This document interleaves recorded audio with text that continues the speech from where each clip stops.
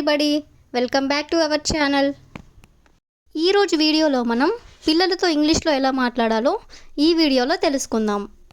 పిల్లలతో మనం ఫస్ట్ నుంచి ఇంగ్లీష్లో మాట్లాడుతూ ఉన్నట్లయితే కనుక వాళ్ళకి ఇంగ్లీష్ అనేది చాలా ఈజీగా వస్తుంది.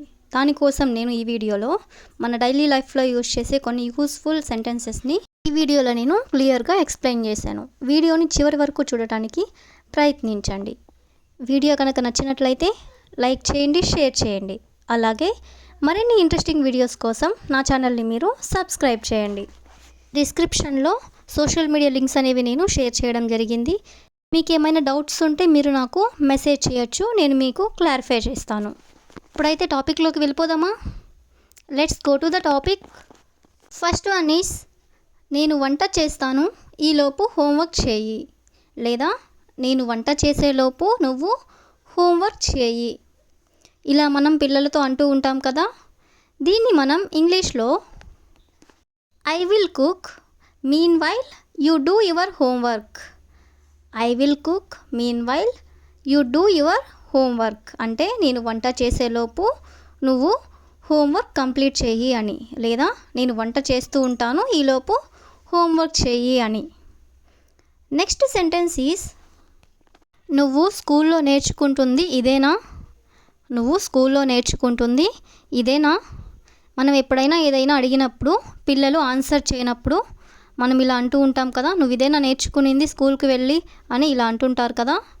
దీన్ని మనం ఇంగ్లీష్లో is this what you are learning in the school?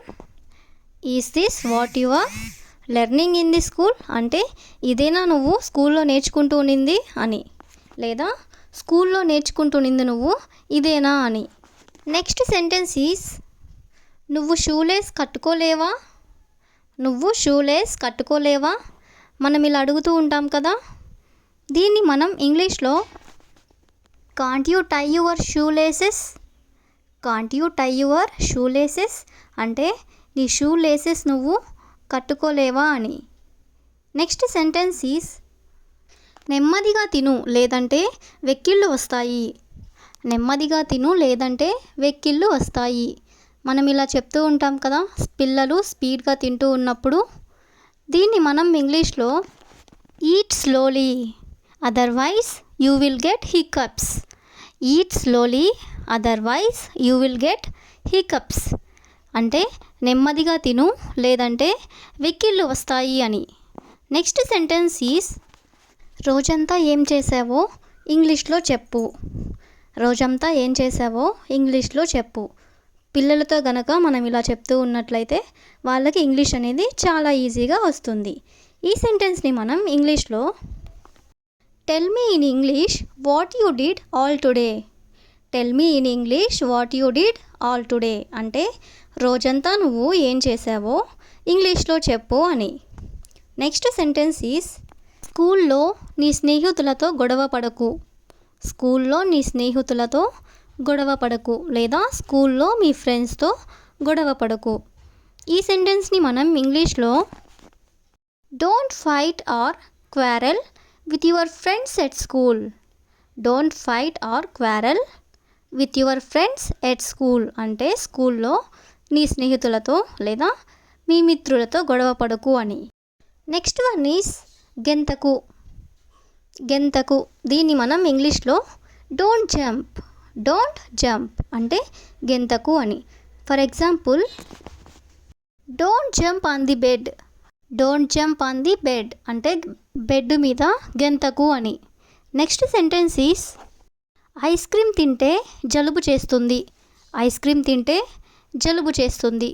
పిల్లలు ఐస్ క్రీమ్ కావాలని లేదా చాక్లెట్స్ కావాలని మారం చేస్తూ ఉంటారు కదా, అప్పుడు మనం ఇలా చెప్తూ ఉంటాం. దీన్ని మనం ఇంగ్లీష్లో eating ice cream will get you a cold.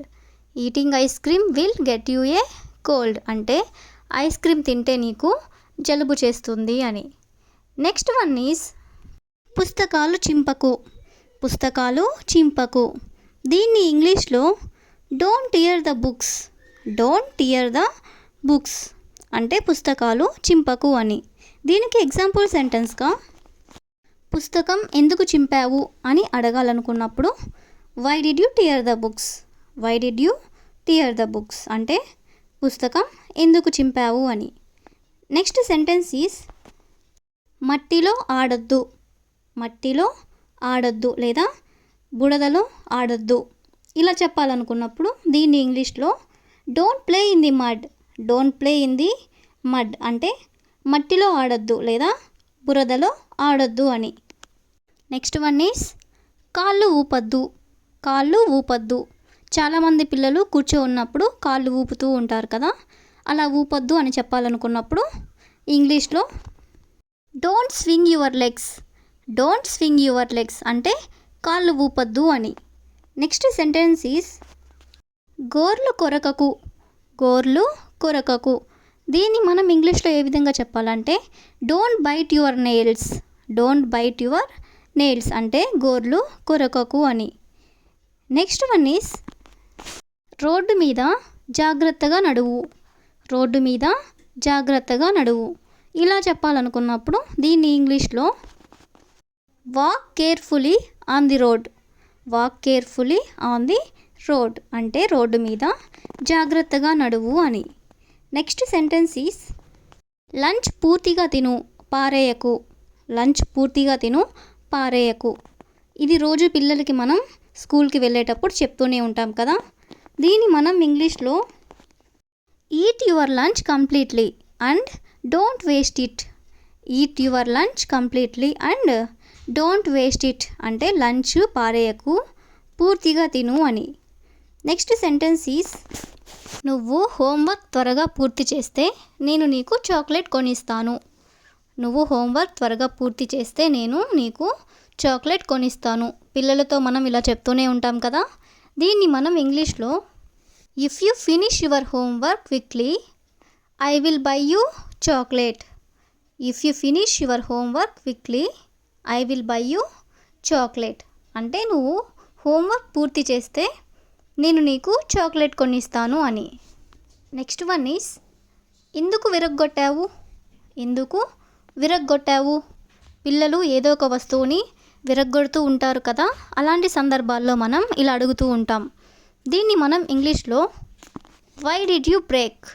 Why did you break అంటే ఎందుకు విరగ్గొట్టావు అని. That's all for today. I will ask you a question for you. నువ్వు సరిగ్గా చదువుకోకపోతే నేను నిన్ను హాస్టల్కి పంపించేస్తాను. నువ్వు సరిగ్గా చదువుకోకపోతే నేను నిన్ను హాస్టల్కి పంపించేస్తాను. If you know this one in English, you can comment in the comment section. Thank you for watching.